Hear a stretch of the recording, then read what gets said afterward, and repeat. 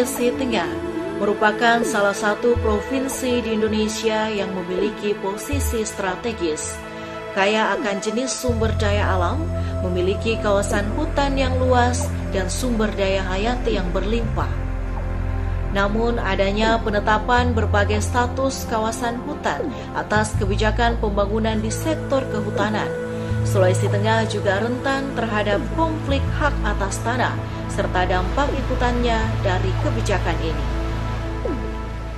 Penetapan Taman Nasional Lore Lindung, hutan lindung hingga proyek-proyek reboisasi dan pinjam pakai kawasan hutan mewarnai konflik kehutanan di provinsi di jantung Pulau Sulawesi ini, seperti yang terjadi di Desa Sedoa di Kabupaten Poso dan Desa O di Kabupaten Sigi.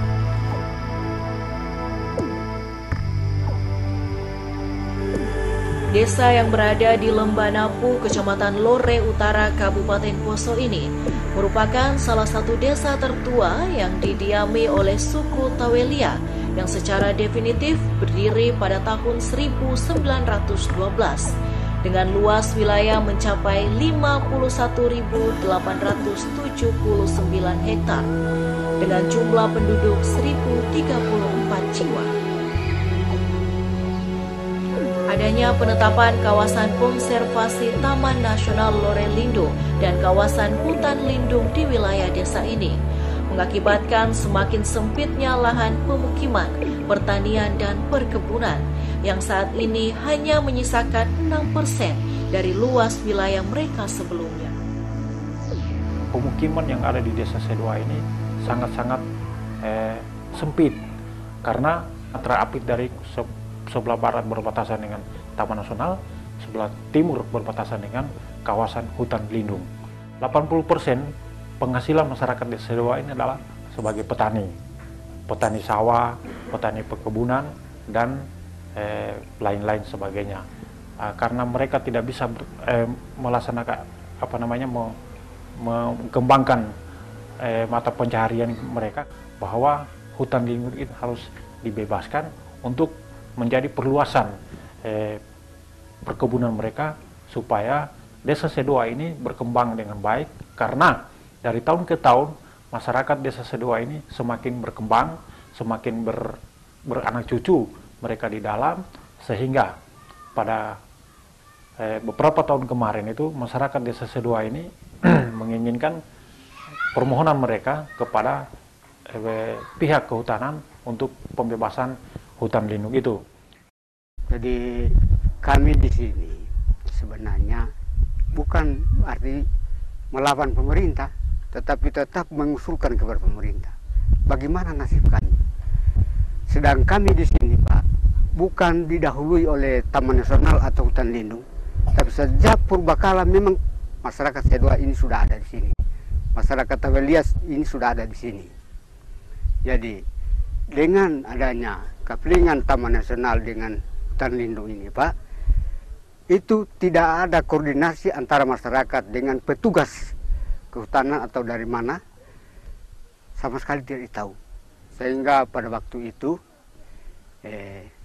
ada tindakan-tindakan yang sudah dilaksanakan sama masyarakat, ambil rotan saja. Padahal kasihan masyarakat belum tahu aturan. Seperti Taman Nasional, hutan lindung, sudah ada yang ditangkap. Kalau pada waktu itu peletakan Taman Nasional dengan hutan lindung ini dikondisikan dulu dengan masyarakat, barangkali aturan itu masyarakat bisa belajar, tidak sembarang berbuat. Tapi nyatanya sekarang, Pak, dengan perkembangan, kasihan masyarakat di sini, mau dikemanakan?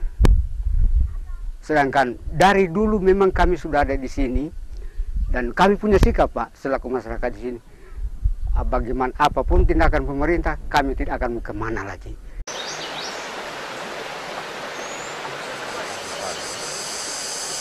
Sesungguhnya masyarakat tidak tahu ini peruntukan PAL untuk apa. Ya, hanya pada waktu itu dikatakan bahwa adanya PAL ini adalah untuk membatasi hutan masyarakat yang bebas dan hutan produksi terbatas ini. Itu pun pemerintah desa tidak tahu peruntukannya PAL ini untuk apa. Ya, dari tahun ke tahun berjalan, Ya, tiba-tiba saja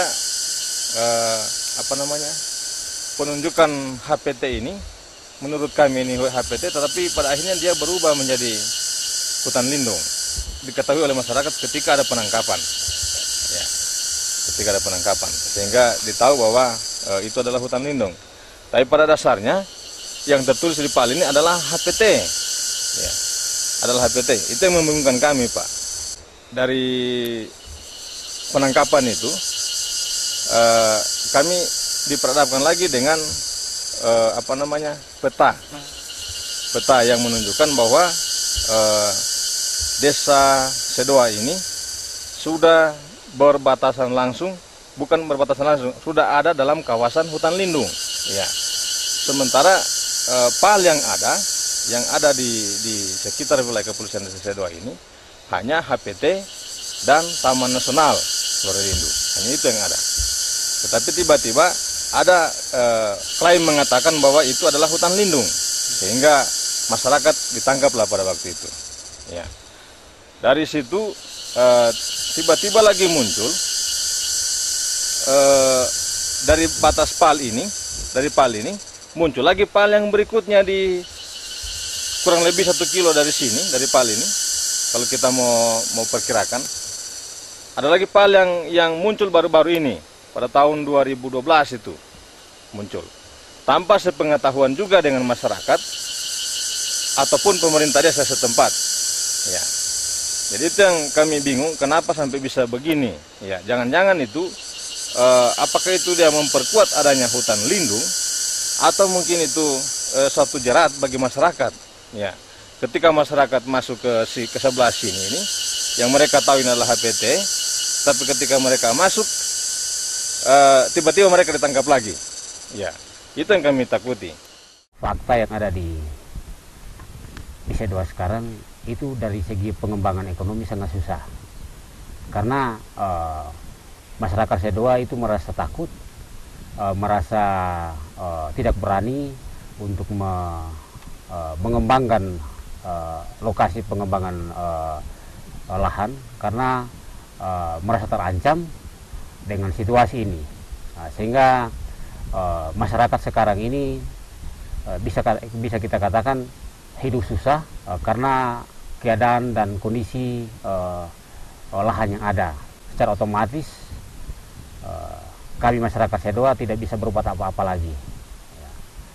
Karena pengalaman yang lalu kami dihantui dengan penangkapan beberapa warga, sehingga sampai sekarang kami sudah merasa trauma untuk melakukan aksi-aksi di mana kami mau mengembangkan lahan yang ada.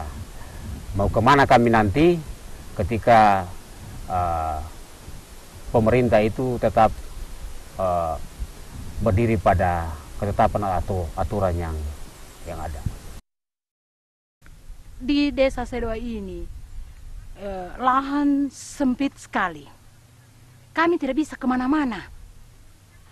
Kami tidak bisa kemana-mana karena kami pikir ini adalah tanah leluhur kami dan di sinilah kami hidup. Kenapa wilayah kepolisian kami, wilayah tanah kami ini yang merupakan hak kami, Pak, itu tidak bisa kami miliki sebab orang lain yang diberi keleluasaan. Contohnya di Dongi-Dongi. Kalau kita melihat Dongi-Dongi semakin diberi seperti harapan-harapan begitu untuk dijadikan sebuah pemukiman yang sah. Nah, bagaimana dengan kami di desa Sedoa? Di manalah letak keadilan terhadap semua masyarakat? Iya, kami berkewajiban untuk menjaga Taman Nasional, Pak. Barangkali di desa Sedoa ini, so di sini Taman Nasional ini yang terjaga. Biar orang datang lihat ini. Itu kehutanan itu bisa datang lihat ini. Bagaimana kami orang Sedoa menjaga ini Taman Nasional, hutan lindung. Kami jaga. Tetapi di lain pihak masyarakat lain merambah Taman Nasional itu sendiri. Nah, keadilan di mana itu? Kami orang Sedoa ini, masyarakat Sedoa ini orang yang paling taat dengan aturan pemerintah, aturan lokal pun kami buat untuk menjaga kelestarian Taman Nasional dan hutan lindung, Pak. Tetapi sampai pada saat ini Dongi-Dongi tetap diberi kebebasan kepada orang-orang yang, tetapi orang-orang tertentu itu, Pak.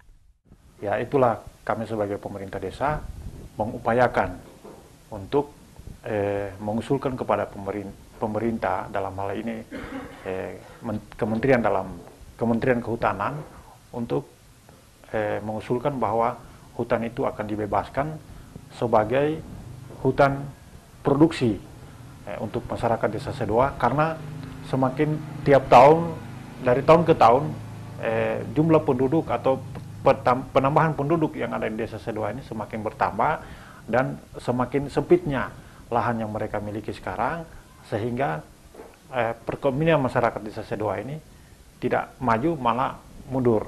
Jadi harapan kami sebagai pemerintah desa agar pemerintah pusat dalam hal ini Kementerian Kehutanan agar dapat memberikan pembebasan hutan itu jadi hutan produksi masyarakat Desa Sedoa.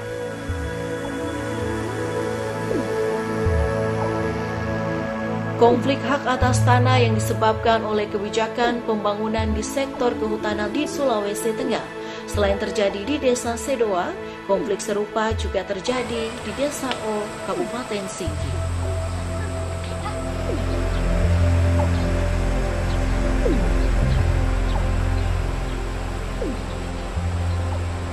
Berjarak kurang lebih 95 km di selatan kota Palu, ibu kota Provinsi Sulawesi Tengah.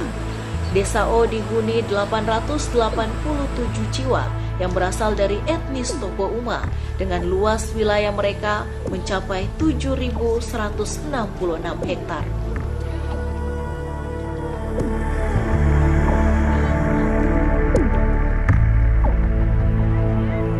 Awalnya masyarakat Desa O dari Kantemu karena melihat lahan ini lahan yang tidak bertuan, maka sebagian orang tua atau leluhur kami mengambil pemikiran untuk tinggal, untuk menetapi Desa O ini.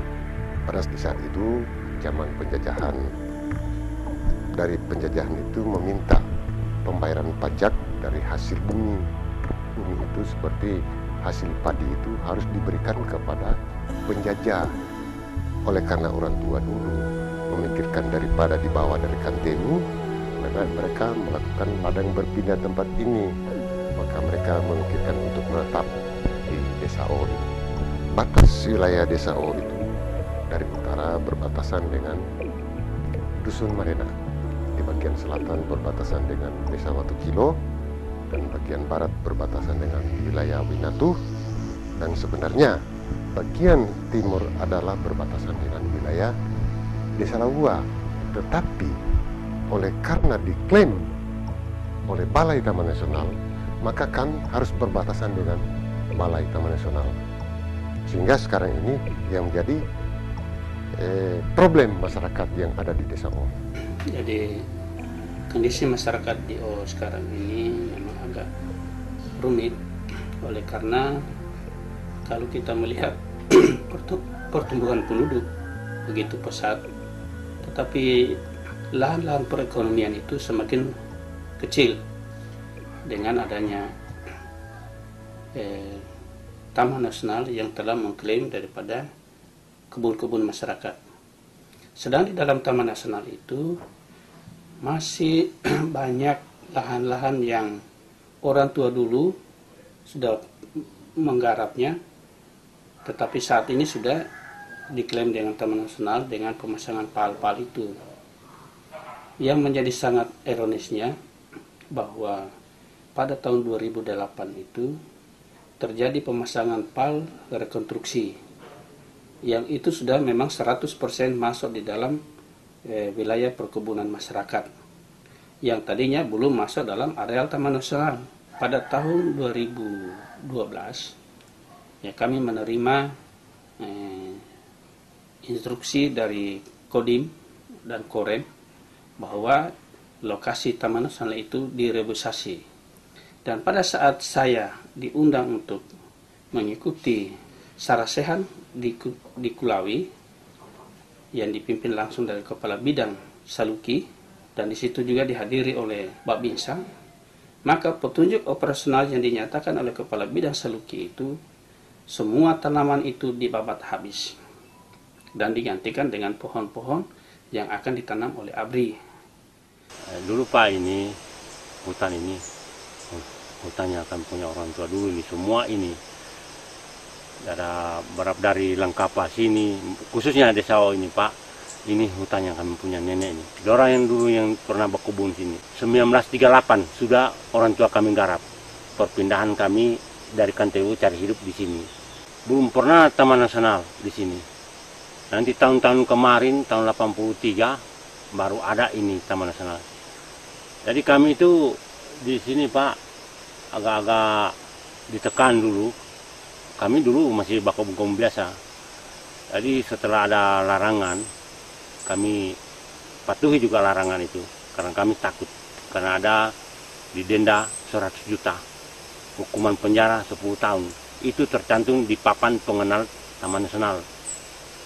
Jadi dari tahun itu ada kami itu tidak lagi garap ini. Cuma apa boleh buat Pak, karena keadaan dari zaman ke zaman, anak sekolah kami sekolah juga, pemerintah terapkan harus sekolah anak-anak. Jadi makanya kami Pak sudah terpaksa garap, ya biar yang dilarang kita kami garap karena memenuhi kebutuhan anak sekolah Pak. Ini gambaran peta sederhana ini, walaupun tidak terlalu akurat. Ini menunjukkan wilayah desa O, yang dari utara ke selatan. Kurang lebih ini desa O ini mengikuti alur sungai alur jalan Poros Palu Gimpu. Ini desa sekitar 3 km. Ini yang saya taruh angka 1 ini adalah pos PPA yang berdiri pada tahun sekitar 88 ini. Inilah yang seperti tambah-tambah, inilah patok awal yang diketahui oleh masyarakat setelah PPA datang bersosialisasi dengan Kepala Desa O. Jadi di samping itu semua masyarakat Desa O tidak ada yang tahu. Sekitar tahun 88 ini, 1988, dipatok ini Kompas untuk membebaskan bukit ini. Ya, bukit bagian baratnya inilah lahannya orang O. Lahan garapan yang sudah sekian tahun. Sudah sebelum merdeka dari tahun 30-an, 32 itu sudah digarap oleh orang O. Di tahun berikutnya saya tidak tahu pasti terjadi perubahan peta. Tadi dikompas dari barat ke timur. Ini seperti yang tertera pada peta pertama, maka di tahun berikutnya beberapa tahun kemudian dirubah. Masuk pada di mana lahan masyarakat. Iya, turun di dusun Langkapa, kira-kira 300 meter ke bendungan, sudah diturun sini. Kemudian berubah pada yang terakhir sampai sekarang seperti yang terlihat di peta ini. Disinilah terjadinya satu konflik antara atau sengketa antara masyarakat pemilik lahan dengan dari Taman Nasional, yang dianggap bahwa masyarakat Desa O ini adalah masyarakat yang menyerobot. Di atas rumah itu rintisan sudah itu, padahal kakao masyarakat sudah di atas.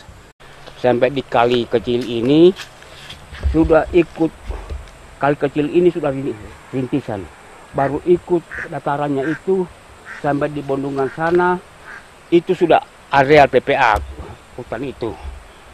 Jadi kemana lagi kami mengolah lahan karena sudah sempit. Dan dulu hutan ini digarap orang tua kami dulu. Jadi sekarang ini seakan-akan rakyat Desa O seakan-akan tertinggal sebentar. Karena kami mau mengolah, di mana lagi kami mengolah lahan. Ini. Yang jelas ini, bahwa kami masyarakat Desa O ini akan menghadapi dilema kehidupan ke depan. Kenapa? Karena kebutuhan hidup makin menantang kami. Sementara beban tanggung jawab kami untuk menyekolahkan anak, membangun rumah, dan apa saja. Karena tanah kami sudah diambil, lahan garapan kami sudah dikapling, dijadikan taman nasional. Sementara rakyat masih banyak yang tidak memiliki tanah. Kami soal taman nasional kami setuju juga. Ya, karena kami tahu apa yang dibuat pemerintah itu baik. Tetapi ini ruang gerak kami dipersempit. Padahal kami tidak merambah hutan lagi. Kami hanya menuntut apa lahan bekas orang tua kami. Iya, sesuai kebutuhan kami pada hari ini. Ya, bukan lagi persoalan 10 tahun kan. Ini sudah persoalan hari ini. Ya, sebelum kami tertantang persoalan 10 tahun 20 tahun akan datang. Sudah di depan mata kami. Sekarang saja susah, apalagi ke depan.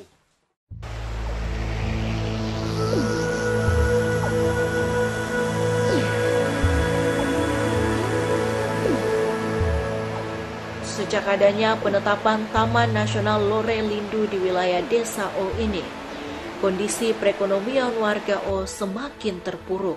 Bahkan saat ini beberapa warga tidak lagi memiliki lahan garapan.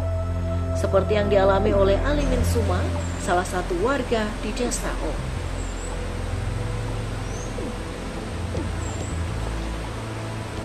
Untuk menghidupi istri dan kelima orang anaknya, lelaki 48 tahun ini hanya berharap dari kebun jagung dan cabai yang tidak begitu luas yang ditanaminya di sela-sela kebun kakao milik seorang warga setempat yang dipinjamkan kepadanya.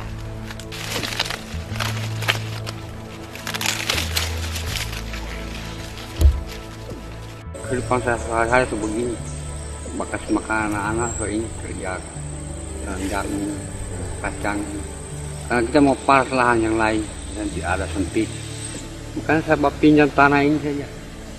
Tanah keluarga di sini baru tidak bisa kita ditanami yang cepat. Cepat kita pinjam dengan jagung saja.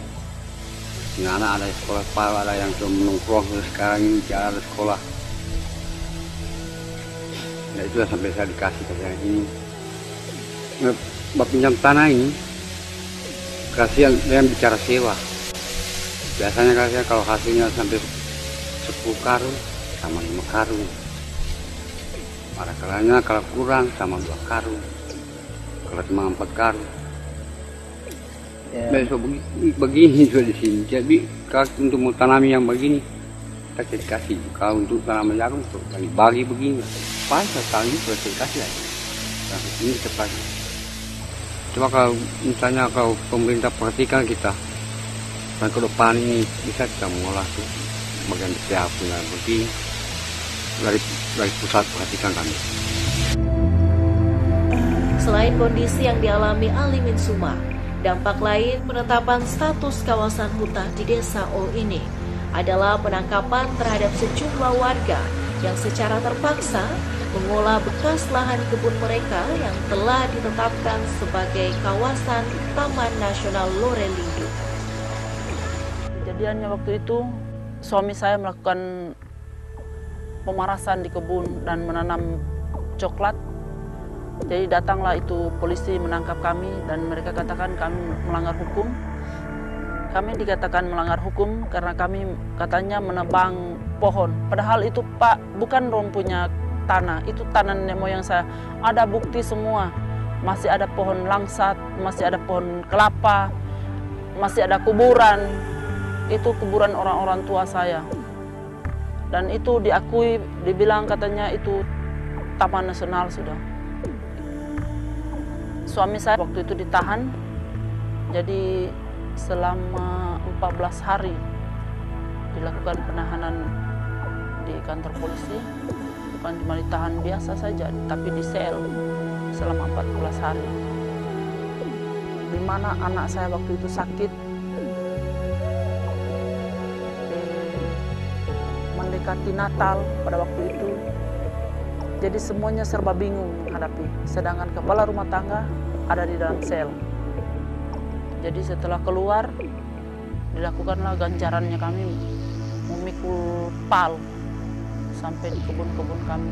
Dan di situ kami tahu bahwa di situ tetap ada tapal batas. Tapi kalau memang dari pertama tidak ada sosialisasi apapun yang mereka sampaikan kepada kami.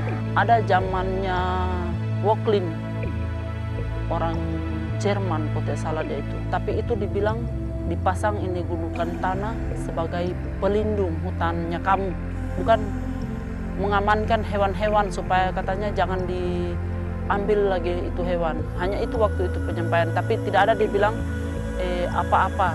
Dibilang nanti tanahnya kamu terjaga supaya aman. Jadi tahulah kita punya orang tua dulu, iya saja karena pikir aman. Ternyata setelah orang tua kami tidak punya lagi, kami yang ada sekarang ini mengerjakannya dianggap perampok.